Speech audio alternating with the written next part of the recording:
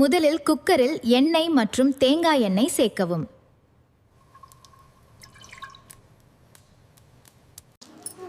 பட்டை, ஏலக்காய், கிராம்பு சேர்த்து நன்றாக வதக்கவும். வெங்காயத்தை பொன்னிறமாக வதக்கவும். அது இன்னும் அழகாக மாறி வருகிறது. ஆம், அது இப்போது சரியாக உள்ளது. நான் அதை முயற்சி செய்யலாமா? இஞ்சி பூண்டு விழுது சேர்த்து நன்றாக வதக்கவும்.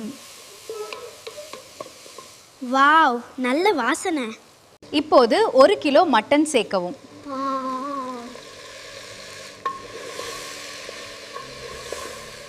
தக்காளி, மல்லில்லாய், புதினா, பச்சை மிளகாய் சேர்க்கவும்.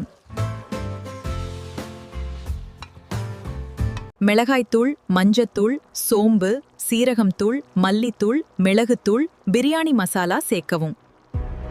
தயிர் சேர்த்து மெதுவாக கிளறவும். தயிர் சேர்ப்பதால் மட்டன் நல்ல சாஃப்டா வேகும். தண்ணி சேர்த்து 5 முதல் 8 விசில் வர வேக வைக்கவும். தேங்காய் மற்றும் வெள்ளை கசகசா சேர்த்து அரைத்து விழுது தயாரிக்கவும். இந்த தேங்காய் கசகசா விழுத சால்னாவில் சேர்த்து 2 நிமிடம் கொதிக்க விடவும்.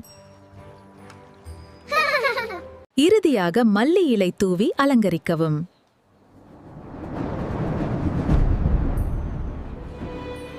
இப்போது சுவையான பாய் வீட்டு கல்யாண மட்டன் சால்னா ரெடி.